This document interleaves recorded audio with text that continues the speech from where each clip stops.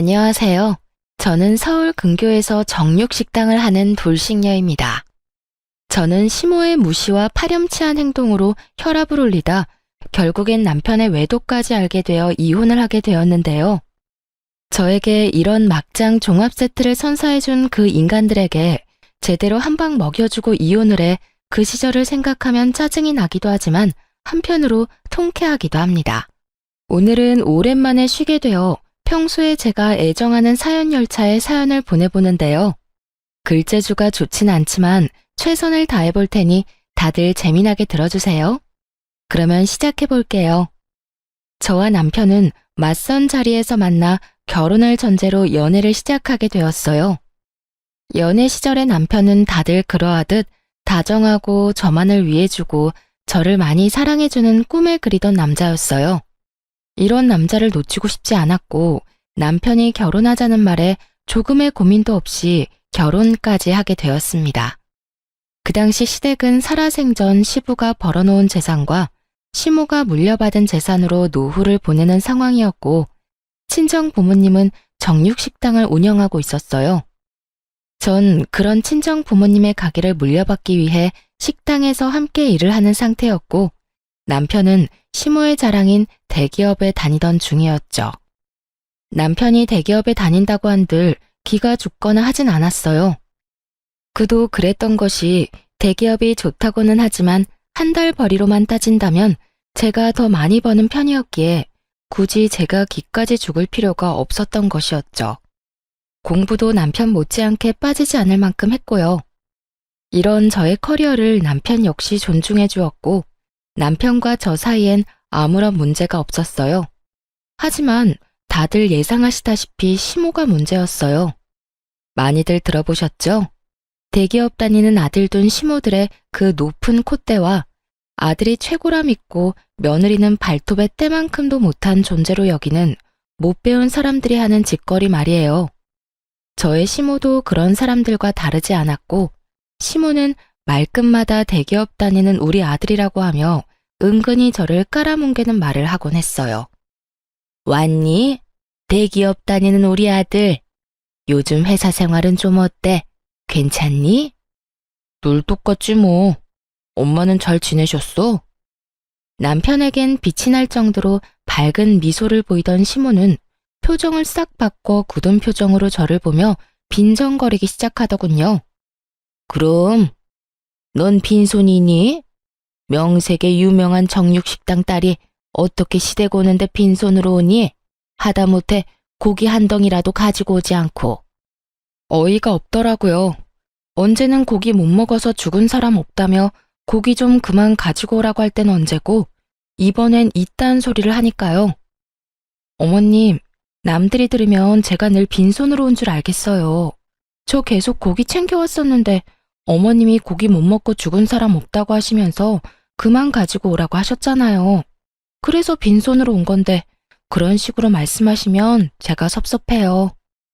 섭섭하긴 내가 더 섭섭하다. 그렇다고 진짜 빈손으로 오는 애가 어디 있니? 이래서 여자는 배울 만큼 배우고 센스가 있어야 한다고 하는 게야. 우리 아들은 대기업까지 다니면서도 센스가 차고 넘치는데 넌 도대체 왜 그러니? 난 아직도 이해가 안 되는 게 너 같은 애가 어떻게 우리 아들을 만나 결혼까지 할 수 있었는지 너무 궁금하구나. 시모는 늘 이런 식이었어요. 시작은 아들 자랑, 끝은 저의 비난.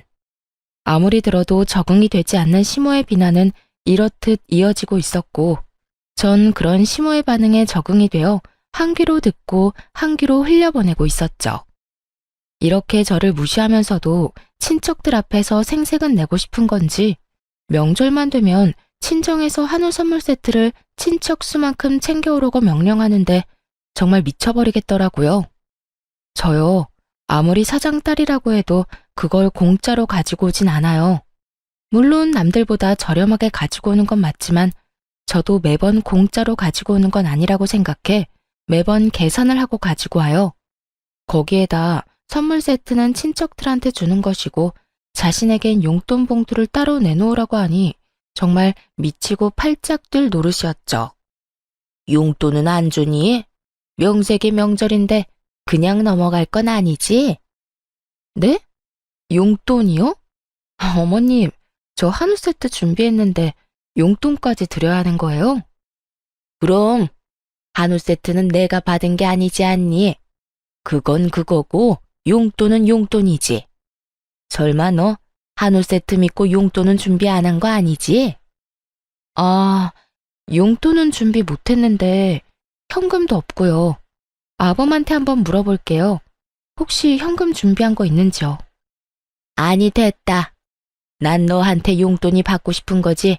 내 아들이 주는 용돈은 이때껏 많이 받았다. 저리 센스가 없어서야. 이래서 내가 널 예뻐하려야 예뻐할 수가 없는 게야. 시모는 개념 없는 시모의 덕목을 고루 갖춘 사람이었고 그중 단원 최고는 남편의 돈만 아까워한다는 것이었습니다. 남편이 총각일 시절 시모에게 용돈을 따로 챙겨주지 않았다는 걸 들어 뻔히 다 아는데 저딴 말이나 하니 저 역시 시모가 곱게 보려야 볼 수 없는 상황이었죠. 시모만 생각하면 당장이라도 연을 끊든 이혼하든 뭐든 하고 싶은 심정이었지만 남편을 너무 사랑하기에 적당한 선까진 참고 지내고 있었어요. 이건 아니다 싶은 날엔 남편이 나서주기도 했고요. 그러던 어느 날 시모가 또 저에게 연락을 해 전화통화로까지 잔소리를 퍼붓자 남편이 도저히 안 되겠다 싶었는지 전화기를 빼앗아 들더라고요. 엄마, 이 사람한테 그러지 좀 마. 이 사람 대기업 다니는 나보다 돈 더 잘 번다고. 엄마 말대로면 이 사람이 날 모시고 살 게 아니라 내가 이 사람 모시고 살아야 하는 상황이니까. 제발 이 사람 식당에서 일한다고 그런 식으로 무시 좀 하지 마. 엄마 그럴 때마다 내가 더 민망하고 속상하단 말이야. 너는 내가 또 언제 그렇게까지 무시했다고 그러니? 무시했잖아. 내가 옆에서 다 들었거든. 별거 아닌 걸로 잔소리하고 그 말 끝엔 꼭 대기업 다니는 우리 아들한테 잘해라고 하잖아. 그런 말도 좀 하지 마. 아들이 이렇게 부탁할 게 엄마. 알겠어, 알겠다고. 앞으로는 조심할 테니까 너도 그만 열내고 얼른 쉬려무나. 죽고 못 사는 남편이 나서 저렇게 이야기하니 시모는 다신 그러지 않겠다고 하며 전화를 끊더라고요. 언뜻 보면 참 잘된 일 같기도 했지만 결론만 말하자면 그렇지 않았어요. 남편은 시모가 저를 무시 못하게 하려고 한 모든 말들이 결국엔 나비 효과가 되어 저를 더욱 괴롭게 만들었으니까요. 다음날 시모는 부모님의 식당이 그 정도로 잘 된다는 것을 확인이라도 하고 싶었는지 친구 한 분과 식당으로 왔더라고요. 어머님, 여긴 어떻게 오셨어요? 지나가다가 생각나서 잠시 들러봤다. 점심시간 되고 해서 밥도 먹을 겸 해서 말이야. 그나저나 장사가 잘 되네. 점심시간이기도 하고 근처에서 행사가 있다나 봐요. 오늘은 유난히 손님이 많긴 하네요. 식사하시고 가실 거죠? 빈자리 편하신데 앉으세요. 제가 상 차려드릴게요. 그래. 오늘 일찍부터 나와서 설쳤더니 허기가 지네. 고기 좀 많이 내오거라. 좋은 부위로 골라서. 한결같이 얄미운 시모였지만 전 제가 할 수 있는 선에서 성심성의껏 시모를 대접해 주었어요. 첫 방문이기도 했지만 친구분도 함께 있으니 그래도 가족이라고 대충 대접할 수가 없더라고요. 친정 부모님도 처음으로 오신 건데 돈을 어떻게 받겠냐며 한 끼 대접할 테니 푸짐히 챙겨드리라고 하셨고요. 시모는 이런 저와 부모님의 호의를 당연하다는 듯 고맙다, 잘 먹었다는 인사도 없이 가버렸네요. 오히려 친구분이 그런 시모의 태도에 더 당황한 듯 저에게 명함을 건네며 이렇게 말하더라고요. 저기, 오늘 잘 먹었어요. 너무 맛있어서 오랜만에 과식을 다 했다니까. 내가 이 근처에서 작은 공방을 하는데 한번 놀러 와요. 인테리어 소품도 있으니까 와서 마음에 드는 거 있으면 내가 선물로 주고 싶어서 그래. 꼭 한번 와요. 네, 시댁 가는 날에 한번 갈게요. 맛있게 드셨다니 다행이네요. 다음에 또 드시러 오세요. 시모에게 어떻게 저런 친구분이 있을 수 있는지 의아할 정도로 상반되는 모습이었어요. 그 후로도 시모는 몇 번씩 가게를 왔고 그때마다 계산은 당연하다는 듯 하지 않았죠. 한두 명이 와서 드시고 가는 거 그거 얼마나 한다고 쪼잔하게 구냐고 생각하는 분도 있겠지만 많게는 일주일에 2번, 적어도 2주일에 1번은 오니 그저 정말 곤란하더군요. 거기에다 제일 바쁜 시간에 넓은 좌석을 떡하니 차지하고 앉아 세워라 내워라 먹고 있으니 정말 짜증도 났고요. 그러던 어느 날 시모는 친구 모임이라며 무려 친구 10분을 모시고 왔더라고요. 예, 오늘 모임인데 여기 룸도 있지? 룸으로 안내하렴. 다짜고짜 룸으로 안내하라는데 순간 예약을 하신 적이 있나? 착각이 들 정도였어요. 전 혹시나 하는 마음에 예약 명단을 살펴보았고 시모의 이름이 없다는 사실을 확인했죠. 어머님, 룸은 다 예약제라서 빈 곳이 없고요. 다른 테이블로 앉으셔야 할 것 같아요. 뭐? 룸이 없어? 저기 저 룸 비어있는데 저리로 가면 되지 않니? 저기도 곧 예약한 손님 오실 거라 안 돼요. 그러지 말고 저쪽 테이블에 자리 잡으세요. 안 되는 걸 안 된다고 했을 뿐인데 시모는 자기 뜻대로 되지 않을 것 같아지자 갖은 생떼를 부리기 시작하더군요. 테이블 말고 룸 내놓으라는 내 말 안 들리니? 내가 명색이 네 시어머니인데 그 정도도 못 해준다 이 말이야. 짧게는 며칠 전부터 길게는 일주일 전부터 예약하신 분들인데 어떻게 제 마음대로 취소하겠어요. 하물며 전부 곧 오실 텐데. 어머님 룸으로 모시려고 그분들을 헛걸음하게 만들 순 없어요. 그러니 이번엔 어머님이 양보해 주세요. 아무리 좋게 그리고 이해가 되기 쉽도록 설명을 해도 아무 소용이 없더라고요. 막무가내. 시모는 이 단어를 단번에 떠올릴 만큼 그야말로 막무가내로 우겨댔으니까요. 내가 헛걸음하는 손님까지 신경 써야 하니? 난 무슨 일이 있어도 무조건 내 친구들이랑 룸에 들어가서 밥 먹어야 하겠으니까 잔말 말고 룸에다 세팅해놔. 시모는 난동에 가깝게 떼를 썼고 부모님마저도 난색을 보이며 시모를 설득했어요. 시모는 룸에 무슨 꿀이라도 발라놓은 사람처럼 친정 부모님에게도 무조건 룸만을 외치며 우겨대더라고요. 그쯤 되니 함께 오신 친구분들이 나서 시모를 말리기 시작하더군요. 그냥 테이블에 앉아도 되는데 너 오늘 왜 이래? 너 때문에 우리가 다 민망해. 그만 좀 해. 그래, 며느리 곤란한 거 안 보이니? 그깟 룸이 뭐라고 사돈가게에서 이러니? 너 요즘 이러면 네 아들 이혼남 된다. 그러니까 너 앞으로 이렇게 굴 거면 다신 우리 보고 여기 오자고 하지 마. 네 며느리한테 미안해서 고기도 안 넘어가겠어.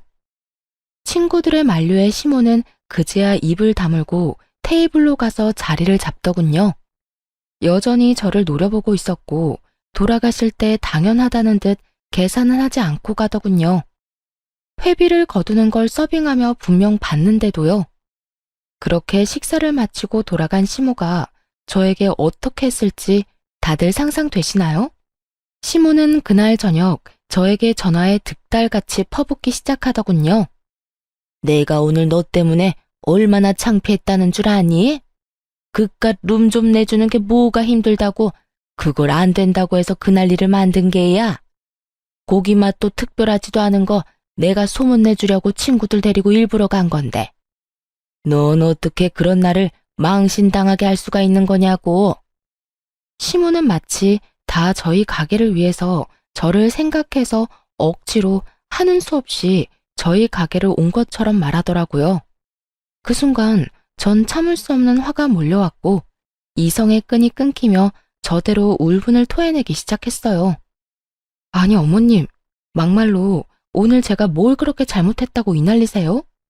어머님 예약하고 오신 것도 아니고 룸은 예약제인 거 다 아시잖아요. 몰랐다고 한들 제가 예약이 다 돼 있으니 안 된다고 말도 했고 그러면 어머님도 고집 꺾으시고 빈자리 앉으시면 되는 거였잖아요. 거기서 절대 싫다고 우긴 건 다름 아닌 어머님이었어요. 그것도 저희 친정부모님이 보는 데서 말이죠. 도대체 저희 친정을 얼마나 무시했으면 그런 행동을 하실 수가 있어요? 난 네 친정 무시한 적 없다. 그저 손님으로서 정당한 요구를 했을 뿐이다. 그 인원이 갔는데 예약이고 나발이고 룸을 내줘야 하는 건 당연한 거 아니니? 그래서 돈 벌겠어? 넌 오늘 단골이 될 뻔한 손님들을 다 놓친 거야. 아까 어머님이 내달라고 했던 룸 손님 수가 20명이었고요. 그보다 더 많은 손님도 다들 예약하고 오세요. 그리고 어머님은 손님 아니시잖아요. 매번 오실 때마다 계산도 안 하고 그냥 드시고 가시면서 손님은 무슨 손님인가요? 그것도 고맙다는 말 한마디도 안 하시면서요. 너 지금 내가 돈도 안 내고 음식이나 먹으러 가는 거지 취급하는 게야?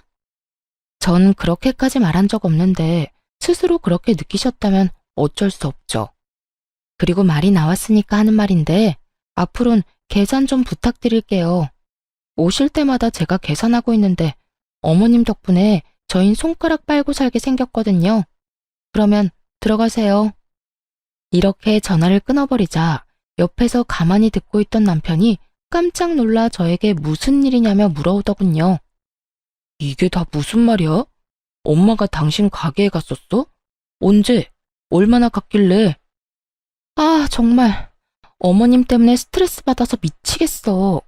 어머님, 당신이 내가 당신보다 돈 더 잘 번다는 이야기 들은 바로 다음 날부터 가게까지 찾아오기 시작하더니 많이 올 때는 일주일에 2번씩 올 때도 있다니까. 뭐? 일주일에 2번? 그래, 그것뿐인 줄 알아? 계산 안 하는 건 기본이고 오늘은 친구분들 우르르 끌고 오셔선 예약된 룸 안 내준다고 가게에서 난동까지 피우시더라니까. 오죽했으면 친구분들이 어머님께 뭐라고 하시더라니까. 그 광경을 우리 엄마 아빠도 다 보고 계셨고. 대충 상상되지? 우리 엄마 아빠가 보든 말든 나한테 막 뭐라고 하시면서 생떼 부리기 시작하는데 우리 부모님이 얼마나 속상하셨을 거야. 딸이 그런 취급이나 당하는 걸 두 눈으로 다 보셨으니. 남편은 많이 놀란 듯 쉽사리 말을 꺼내지 못하고 있더라고요.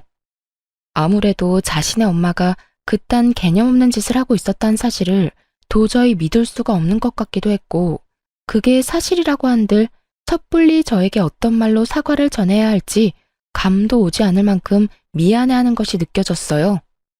남편은 아무 말도 하지 않고 한참 생각에 빠져 있더라고요. 그러더니 제 손을 감싸주더니 제 눈을 보며 이렇게 말했어요. 여보, 일단 내가 엄마를 대신해서 사과할게. 미안해. 정말 미안해. 진심이야. 앞으로 또 이런 일 있으면 나한테 당장 말해줘. 아니, 엄마가 다시 한번 당신 식당에 오면 바로 나한테 연락해줘. 내가 나서서 해결해 줄 테니까. 그렇게까지 하진 않아도 돼. 괜히 당신이 나섰다가 불난 집에 부채질만 하는 꼴이 될 수도 있어. 그래도 말이라도 그렇게 해주니까 나 많이 위로가 된다. 든든하네, 우리 남편. 그러면 내가 엄마 기분 상하지 않게 잘 말해볼게.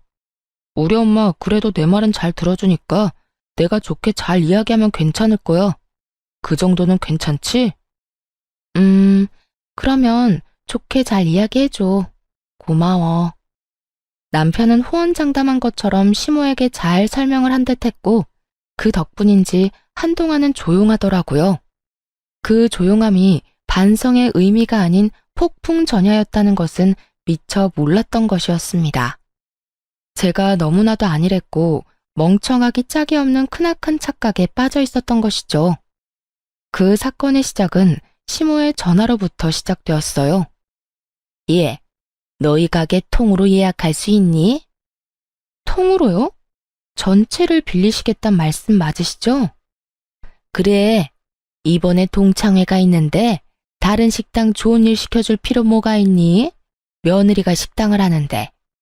그래서 내가 예약한다고 큰소리 치긴 했는데 아무래도 인원수만큼 예약하는 것보다 아예 가게 전체를 빌리는 게 더 좋을 것 같아서 말이다. 그렇긴 한데 그날은 이미 예약한 손님들이 계셔서 그건 힘들 것 같아요. 그냥 인원수대로 예약하시면 가능할 것 같은데 어떻게 하실래요? 그래? 그러면 그냥 인원수대로 해주렴. 아쉽지만 어쩌겠어. 어차피 쓰는 돈 우리 며느리 가게에서 쓰는 게 맞지. 네, 그러면 예약해 둘게요. 신경 써주셔서 감사해요. 별소리를 다 해. 나도 네 말 듣고 생각 많이 해봤는데 아무래도 내가 미안한 부분이 있더구나. 사돈한테 미안하기도 하고. 그래서 이번에 너희 가게로 가는 거니까 너도 이참에 나한테 쌓인 거 있으면 다 풀거라. 알겠지? 이렇게까지 말하니 저는 아무런 의심도 하지 않고 예약을 해주게 되었어요. 다른 사람도 아닌 시모가 화해의 손길을 내민다고 생각했기에 저 역시 이 기회에 그간 묵혔던 나쁜 감정을 털어내고 앞으로 잘 지내봐야겠다는 마음을 먹기도 했었고요. 시간은 흘러 시모가 예약한 날이 되었고 점심시간 예약이라 오는 손님들을 다 돌려보내며 미리 장사가 불가하다는 사실까지 SNS에 알린 상황이었죠. 전 절반이 넘는 테이블에 기본 세팅을 시작했어요. 기본 세팅이라 해도 밑반찬부터 쌈거리, 불판 준비, 찌개거리도 주방에 세팅이 완료된 상태였죠. 시간이 점점 흐르고 있었고 기다리는 시모는 오지 않더라고요. 그렇게 30분을 기다려도 시모는 오지 않았고 혹시나 하는 마음에 시모에게 전화했더니 시모는 오는 중이라고 하더군요. 어머님, 오시고 계시죠? 아무 연락이 없으셔서 전화드려봤어요. 그럼 다 모여서 간다고 이제 출발했어. 그래도 가까운 곳에서 다들 모였으니 오래 기다리진 않아도 될 거다. 준비는 다 해놨지? 도착하면 바로 식사 시작할 수 있는 거지? 그럼요. 기본 찬들은 이미 다 세팅해 놓았고 찌개거리도 2가지로 준비해서 테이블 수대로 다 준비해 놓았어요. 오시면 불 넣고 고기만 넣으면 끝이에요. 준비는 잘 해뒀으니 친구분들이랑 조심해서 오세요. 다 와간다며 준비 상태에 대해 재차 확인까지 하는 시모를 누가 의심할 수 있겠어요? 저 역시 시모를 믿어 의심치 않았고 여전히 가게를 방문한 손님들에게 죄송하다고 하며 손님을 받지 않으며 오지 않는 시모만을 기다렸습니다. 하지만 결국 시모는 오지 않았고 그때부턴 연락조차 되지 않더라고요. 근처라고 금방 온다는 사람이 오지 않으니 걱정까지 되는 상황이 되었고 전 혹시나 하는 마음에 시댁으로 찾아가게 되었죠. 걱정과 우려가 가득한 마음으로 시댁에 들어서니 시모가 글쎄 소파에 떡하니 누워 깔깔거리며 텔레비전을 보고 있더군요. 저는 너무 황당해서 말조차 나오지 않았어요. 더 황당한 건 시모의 태도였어요. 숨을 헐떡이며 집으로 들어서는 저를 보고도 놀라기는커녕 태연히 텔레비전을 보며 웃고 있더라고요. 그러면서 저에게 시선 한번 주지 않고 하는 말이 뭔지 아세요? 왔니? 왔니? 였습니다. 당황하지도 않고 조금의 멋쩍음조차도 없는 평온하기 그지없는 왔니. 전 그런 시모의 태도가 화가 나기는커녕 황당하기도 어이가 없기도 해 도대체 어떻게 된 상황인지 물어봤어요. 왔니라니요, 어머님. 오늘 식당 예약한 거 잊었어요? 아니, 다 와간다고 저랑 통화까지 했었잖아요. 그런데 왜 집에 있어요? 동창회는 어쩌고요? 아, 그거 거짓말이었다. 네가 날 그 망신을 당하게 만들었는데 이 정도는 해야 내 속이 풀리지 않겠니? 오늘 손해가 컸겠구나. 보아하니 점심 장사가 제일 잘 되는 것 같던데. 일이 이렇게 됐으니 오늘 장사는 말아먹은 거나 마찬가지겠네. 그렇습니다. 전 다른 사람도 아닌 시모에게 노쇼를 당한 것이었어요. 그것도 고약한 시모의 계획에 의해서요. 시모는 앞전에 제가 룸을 내주지 않아 친구분들께 망신을 당한 걸 마음에 고이 품고 있었더라고요. 남편이 시모를 달래며 저에게 그러지 말라고 했을 땐 알겠다고 철석같이 답해놓고선 뒤론 저를 어떻게 하면 골탕을 먹일까 머리를 굴려대며 이딴 계획을 세웠던 것이죠. 중간에 다 와간다고 거짓말을 한 이유가 더 소름이 끼치더라고요. 시모가 연락도 없이 계속 늦으면 테이블을 정리하고 손님을 받을까봐 그랬다고 하는데 정말이지 시모고 나발이고 욕을 해버리고 싶은 심정이었습니다.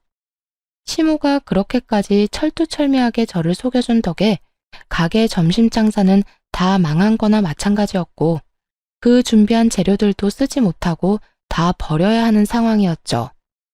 그러게 그날 내 말대로 순순히 룸 내줬으면 이런 일도 일어나지 않았을 텐데 넌 잠자는 사자의 코털을 건드렸어. 어디 감히 식당에서 일하는 주제에 시험이 물을 먹여? 그것도 내 친구들이 다 보는 앞에서. 내가 그동안 분해서 발도 못 뻗고 잤단 이 말이야. 오늘부턴 덕분에 발 뻗고 잘 수 있겠어. 네가 멍청하게 속아주는 바람에 내가 속이 다 시원하거든. 시모의 고약한 웃음소리는 저의 귀에 그대로 꽂혀버렸고 전 시모에게 소리를 질러버렸어요. 이게 뭐 하는 짓이에요? 제가 뭘 잘못했다고 이딴 짓까지 하냐고요? 아니, 어머님 입장에서 화가 난다고 한들 이건 아니죠. 어떻게 제 가게도 아닌 친정 부모님 가게에 피해를 줄 수 있냐고요. 다른 사람도 아닌 사돈인 어머님이요. 시모는 제가 화를 내든 소리를 지르든 상관없다는 듯 여전히 통쾌하다는 듯 깔깔거리며 웃고 있었고 그 순간 제 연락을 받은 남편이 시모를 찾기 위해 시댁으로 들어오더군요. 뭐야? 엄마 집에 있었어? 오늘 집사람 가게 예약했다면서 여기 있으면 어떡해. 연락도 안 되고. 집사람이랑 나랑 얼마나 걱정했다는 줄 알아? 남편 역시 시모의 모습을 보고 화를 냈고 시모는 제가 무어라 말을 꺼내기도 전에 바닥에 주저앉아 바닥을 치며 곡소리를 내기 시작하더군요. 내가 예약 날짜를 헷갈렸는데 그렇다고 네 처가 나한테 찾아와서 화를 막 내더라고. 아이고, 늙으면 죽어야지. 날짜도 제대로 모르고. 다음 주 동창회 예약한다는 게 이번 주에 예약해버리는 실수를 해버렸지 뭐니. 휴대전화를 가방 안에 넣어둔 걸 잊지를 않나. 내가 죽어야지. 그래야 자식들 고생 안 시키지. 아이고. 연기대상감 뺨치게 눈물 연기를 기가 막히게 하는 시모를 보며 더욱 화가 났고 시모의 어깨를 부여잡고 애원하듯 물었습니다. 어머님, 갑자기 왜 이러세요? 저한테는 일부러 안 온 거라면서요. 저 골탕 먹이려고. 저 괘씸해서 안 온 거라면서요. 그런 저를 시모는 겁에 질린 표정으로 바라보며 제 손을 조심스럽게 떼어내더라고요. 무섭다는 듯 통까지 떨어대면서요. 내가 언제 그랬다고 그러니? 너 무섭다. 아무리 화가 많이 난 상태라고 해도 없는 일 만들어서 말하는 거 아니다. 우리 아들 오해하기 딱 좋지 않니? 너 설마 내 아들이랑 나 사이를 이간질하는 거니? 그게 아니잖아요. 다 와간다고 중간에 저랑 통화한 거 휴대전화에 다 남아있다고요. 언제 우리가 그런 통화를 했니? 난 날짜를 헷갈렸으니 미안하다고 하지 않았니? 너 정말 왜 이러니? 미치고 팔짝 뛸 노릇이었어요. 모르는 사람이 본다면 시모는 정말로 아무런 잘못이 없는 사람이었고 오히려 제가 아무 잘못도 없는 시모를 득달같이 잡는다고 생각할 만큼 완벽한 연기였으니까요. 남편 역시 시모의 연기에 속아 시모의 말을 믿는 듯했고 전 그런 두 사람의 모습에 더욱 화가 났죠. 당신 저 말을 다 믿는 거야? 어머님이 하는 말 다 거짓말이라고. 어머님, 아무리 제가 믿다고 해도 이건 아니죠. 연기 그만하고 사실대로 말하라고요. 억울함에 저의 언성은 점점 높아졌고 그런 제 모습에 남편은 화를 내며 저를 제지하고 나서더군요. 그만 좀 해. 당신 지금 너무 흥분했어.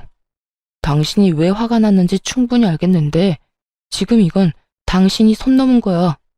다른 사람도 아니고 시어머니한테 이딴 식으로 구는 여자가 어디 있어? 엄마가 헷갈렸다고 하잖아.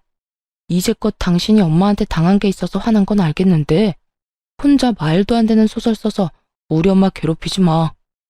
오로지 시모의 편에 서서 저에게 고함을 내지르는 남편을 보는데 그 순간 모든 것이 무너지는 기분이 들더군요.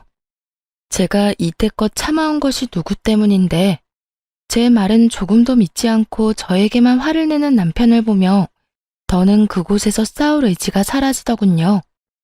전 아무 말도 하지 않고 그대로 일어서 집으로 돌아와 버렸고 제 뒤를 따라 집으로 돌아온 남편과 단 한마디도 하지 않았습니다. 저를 오해하고 단단히 화가 난 남편이 저에게 말을 걸지도 않았지만 저 역시 남편 못지않게 화가 났던 터라 말을 걸고 싶지도 않더라고요. 그렇게 말 한마디 건네지 않는 날들이 많아지는 만큼 저희 부부의 사이는 걷잡을 수 없이 멀어지고 있었어요. 이런 저희의 사이를 전해 들은 것인지 아니면 목적 달성을 해 더는 저를 괴롭힐 필요가 없었는지는 알 수 없으나 어찌되었든 시모에게선 별다른 연락이 없었고요. 속절없이 시간은 흘러갔고 남편은 남편대로 저는 저대로 살고 있을 때였어요. 그 당시 부모님은 이제 쉬고 싶으시다며 저에게 가게를 맡아서 하라고 하시더라고요. 전 부모님이 잘 닦아놓으신 가게를 맡게 되었고 자리를 잡은 가게이긴 했지만 오롯이 혼자 다 감당해야 했던 터라 정신없는 하루하루를 보내고 있었죠. 그렇게 바쁜 와중에 제 정신을 번쩍 들게 하는 연락을 받게 되었어요. 상대는 바로 시모였습니다. 시모는 제가 가게를 물려받은 사실을 어떻게 한 것인지 다짜고짜 자신을 모시고 살라고 하더라고요. 예, 너 사돈가게 물려받았다며? 이제 돈방석에 앉는 건 시간 문제일 거고 능력도 될 테니 효도를 좀 해야 하지 않겠니? 효도요?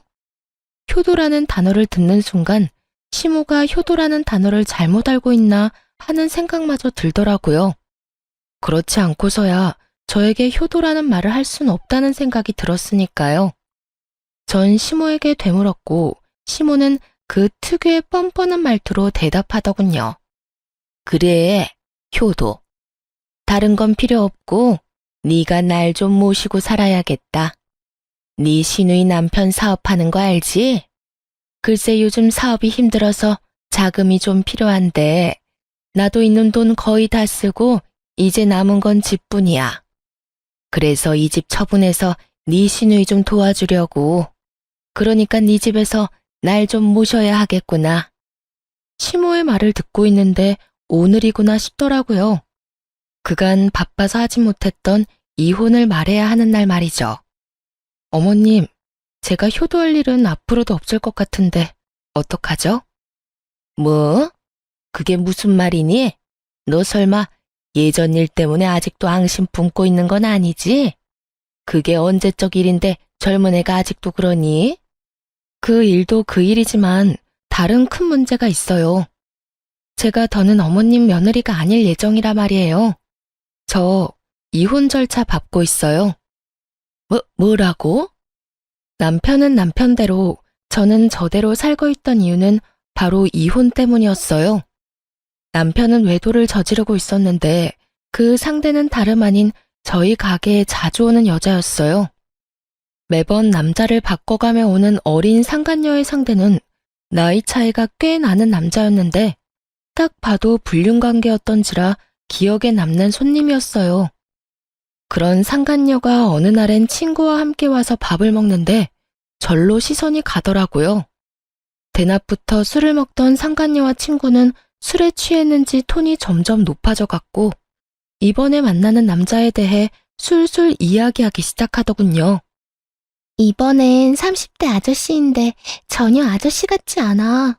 관리도 잘했는지 몸도 좋고 말이야. 들어보니 와이프가 이런 식당 한다는데 꽤 잘 되는지 본인 버는 돈은 본인이 다 쓴다고 하더라고. 그래서 돈 쓰는 게 꽤 후하다니까. 그래? 무슨 일 하는데? 돈을 많이 벌어? 대기업 다녀? 차도 외제차 끌고 다니고. 집도 땡땡땡 아파트 알지? 거기 산대. 요즘엔 자기 엄마한테 건물 처분한 돈도 받고 있다고 하더라니까. 회사 그만두고 사업을 한다나? 암튼 난 사업을 하든 뭘 하든 다 상관없고 이번엔 크게 한몫 챙길 수 있을 것 같다니까. 정 안 되면 아예 정착해도 될 것 같기도 하고. 정신이 번쩍 들더라고요. 대기업에 다니며 부인은 식당을 하고 그 외제차를 끌고 다니는 남자. 거기에다 남편이 지나가는 말로 회사를 그만두고 사업하고 싶어 시모에게 사업 자금을 받을까 싶다고 한 말까지 틀림없이 제 남편임이 분명해 보이더라고요. 모든 것이 틀림없어 보였지만 전 확실히 하기 위해 사람을 붙였고 아니나 다를까 남편은 꽃뱀 같은 젊은 상간녀에게 홀려 있는 돈 없는 돈 다 퍼주고 외도를 저지르고 있더군요. 그렇게 전 남편과의 이혼을 진행하게 되었고 남편 역시 이혼엔 합의했지만 위자료를 아끼기 위해 소송을 하던 중이었죠. 이러한 사실을 시모는 꿈에도 몰랐던 것이었고요. 네, 저희 이혼 소송 중이에요. 아니, 이제 거의 마무리돼서 이혼한 거나 다름없는 상황이죠. 갑자기 이혼은 무슨 이혼? 그 잘난 당신 아들이 젊은 꽃뱀한테 홀려서 바람을 피우고 있더라고요. 어머님 말대로 제가 능력이 되는데 그딴 남자 안고 살아봤자 뭐 하겠어요? 생각해보면 다 어머님 덕분이에요. 어머님이 그날 저를 그런 식으로 골탕 먹이는 바람에 남편이랑 저랑 사이가 멀어졌고 그 틈으로 꽃뱀이 끼어들었으니까 말이죠. 감사해요, 어머님. 전 이제 이 빌어먹을 결혼생활 청산하고 새 출발하려고요. 그러니까 저한테 이제 연락하지 말고 아들이나 잘 관리하세요. 들어보니 지금 살고 있는 집만 남은 이유가 아들한테 다 투자한다고 그렇게 됐던데 그 돈으로 정말 사업하고 있다고 생각하세요? 제가 알아본 바론 아니던데요. 뭐야? 그러면 내 아들이 나한테 받은 돈으로 여자한테 다 갖다 주고 있다는 말이야? 저는 그렇게 알고 있는데 확답은 못하겠네요. 제가 당사자는 아니니까요. 그러니까 저한테 전화하지 마세요. 전화는 끊어졌고 그 이후 전 이혼을 잘 마무리하게 되었어요. 전 남편에게 위자료는 물론이고 약간의 재산 분할과 상간녀에게 위자료를 받으며 이혼을 하게 되었습니다. 저와 이혼하고 난 후 아무것도 모르는 전 남편은 상간녀와 살려고 함께 살려고 했지만 뜻대로 되진 않은 듯 하더군요. 저에게 전화가 와 저 때문에 사랑하는 여자와 살지도 못한다고 난리를 부렸거든요. 당신 도대체 우리 엄마한테 무슨 소리를 얼마나 했길래 우리 엄마가 저렇게 안 된다고 반대를 하는 거야. 말을 알아들을 수 있게 말을 해. 앞뒤말 다 자르고 다짜고짜 따지고 들면 내가 어떻게 대답을 해? 네가 우리 엄마한테 유민이 이야기했다며. 다 들었거든? 도대체 뭐라고 했길래 엄마가 유민이한테 화내고 욕까지 하면서 그 난리를 부리냐고. 크게 한바탕 소동이 났다는 말을 듣는데 그 순간만큼은 정말 시모를 향해 손뼉이라도 쳐주고 싶은 심정이더라고요. 사실 상간녀의 정체를 알게 된 그 순간에 상간녀에게 아무 말도 하지 못한 것이 후회스럽기도 했었거든요. 제 계획 때문에 그저 조용히 보낸 것도 있긴 했지만 유부남하고 노란한 대가는 치르게 하고 싶었는데 전 시모 덕에 그 대가를 치르게 했다고 생각하니 고맙기까지 하더군요. 역시 대단하네. 난동까지 부리셨어? 내가 어머님한테 뭐라고 하긴 뭐라고 했겠어. 그냥 아는 그대로 말했지. 그 여자 꽃뱀이다. 그 여자 당신 아들 돈 다 뜯어내고 있으니 알아서 잘 처리하셔라. 이야, 당신 엄마가 내 말을 그렇게 잘 들을 줄은 몰랐는데 기대 이상인데? 전 남편은 상간녀에게 제대로 홀린 것인지 절대 꽃뱀일 리가 없다며 상간녀를 두둔하기 시작했고 심지어 시모에게 당장 전화해 사실 착각이었다며 정정하라고 고함을 지르더군요. 뭐? 네가 뭘 안다고 그딴 말을 짓거린 거야? 너 때문에 엄마가 나랑 유민이 결혼 반대하잖아. 당장 엄마한테 전화해서 네가 오해한 거라고 말해. 우리 유민이 꽃뱀 그딴 거 아니니까 당장 네가 만든 문제 네가 해결하란 말이야. 내가 왜? 난 당신 엄마 목소리도 듣기 싫은 사람이거든? 네 목소리도 마찬가지고. 그러니까 그딴 말도 안 되는 요구할 거면 연락도 하지 마. 그리고 그 여자 꽃뱀 맞으니까 지금이라도 정신 좀 차려라, 제발. 돈 다 뜯기고 후회하지 말고. 아니라니까. 네가 젊은 여자한테 남편 뺏긴 게 분해서 일어나 본데 네가 아무리 이렇게 해도 나 너한테 안 가. 그러니까 이상한 말로 사람 오해하게 하지 말고 당장 우리 엄마한테 전화해서 네가 다 해결하라고. 참 뻔뻔도 하더라고요. 이혼한 전 부인에게 다른 사람도 아닌 상간녀의 오해를 풀어달라는 꼴이 말이죠. 심지어 오해도 아닌데 말이에요.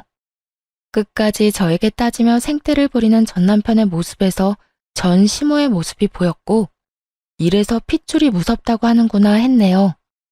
전 남편은 끈질기게 저를 괴롭혔지만 저는 끝끝내 전 남편의 부탁을 들어주지 않았어요.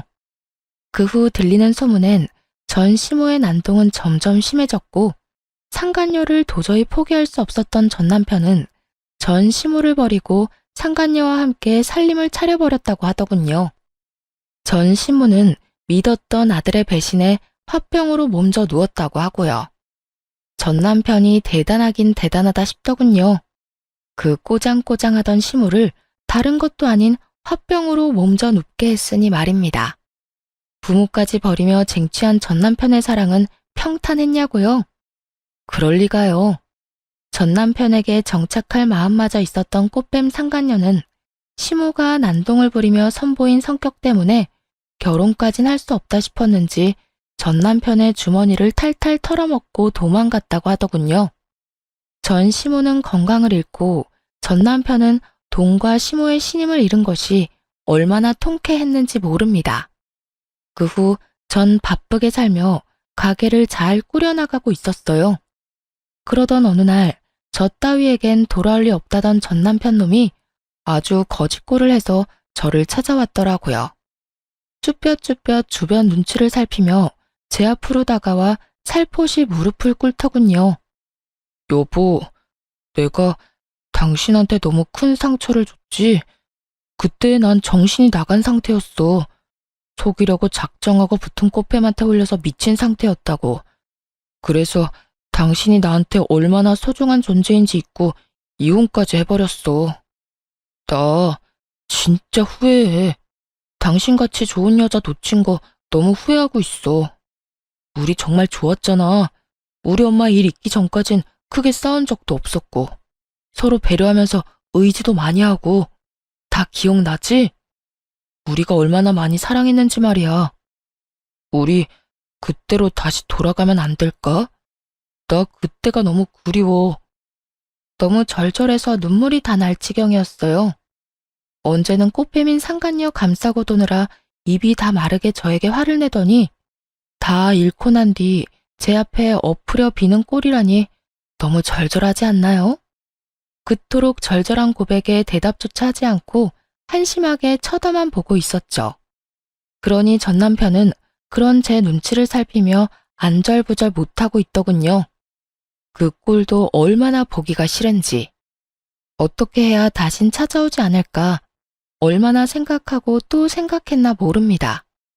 제가 이런 생각에 빠진 동안에도 전 남편은 쉴 새 없이 저를 설득하려 애썼고 결국 마지막까지 미뤘던 경찰에 신고를 해버렸네요. 그 뒤로도 전 남편은 저를 찾아와 애절하게 매달리더군요. 여보, 제발 다시 한 번만 생각해줘. 내가 얼마나 후회가 깊으면 나 싫다고 경찰에 신고한 당신한테 몇 번이고 다시 찾아와서 이렇게 매달리겠어.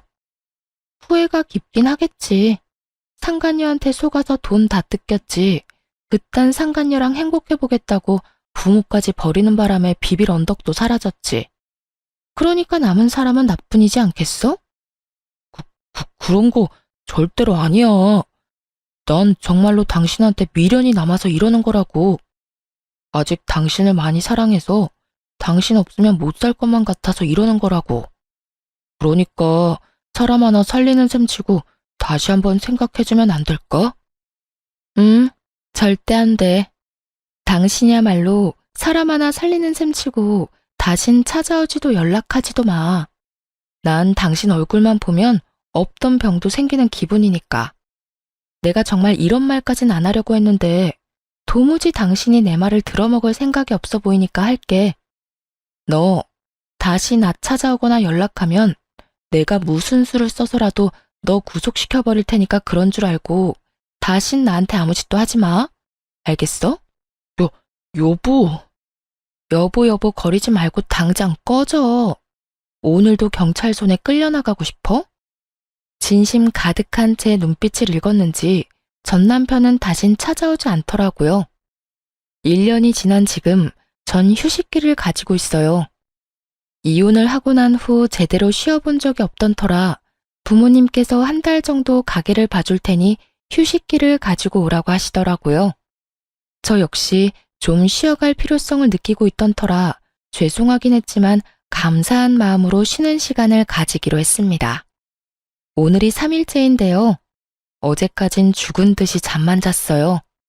그리고 오늘 여행짐을 싸기 전에 사연을 작성하고 있네요. 오늘의 사연을 마지막으로 좋지 않았던 기억들은 날려보내고 오랫동안 가고 싶었던 유럽 여행길을 나서보려고 합니다. 그곳에서 좋은 것을 보고 행복한 시간을 가지며 조금 더 마음의 여유를 만들어 돌아오려고 한답니다. 이번 여행에선 그 목적이 힐링과 여유인 만큼 돈에 얽매이지 않고 전 남편에게 받은 위자료를 아낌없이 잘 쓰고 오려고요. 아직 한 푼도 쓰지 않고 고스란히 뒀으니 충분히 쓰고도 남지 않을까요? 앞으로 저는 제 삶을 위해 열심히 행복해지려 노력할 예정입니다. 상상도 못했던 이혼을 경험했듯 앞으로 남은 날들에 예상치 못한 고난과 역경이 있겠지만 지금껏 그랬듯 잘 이겨낼 자신 있습니다. 사실 처음 이혼을 했을 땐 이렇게 긍정적이지도 자신감이 넘치지도 않았어요. 이유 없는 멸시와 미움은 저의 자존감을 바닥치게 했고 사랑하던 배우자의 외도는 살면서 경험하지 못한 배신감과 좌절감을 저에게 안겨주었어요. 심지어 그땐 전 남편과 사이가 좋지 않은 것을 넘어 오만정이 다 떨어져 버린 상태였는데도 말이죠. 저는 그 모든 순간이 말로 할 수 없을 만큼 힘들었고 그 절망감이 저 스스로를 구렁텅이에 빠져들게 만들기도 했습니다. 그러다 우연히 알게 된 것이 이 채널이었고 이곳에서 저와 비슷한 아픔을 겪은 분들의 사연을 들으며 많은 위로와 공감을 했습니다. 때론 아픈 사연에 눈물을 흘리기도 했고 때론 통쾌한 복수를 하시는 이야기를 듣고선 박수까지 치며 환호성을 지를 때도 있었어요.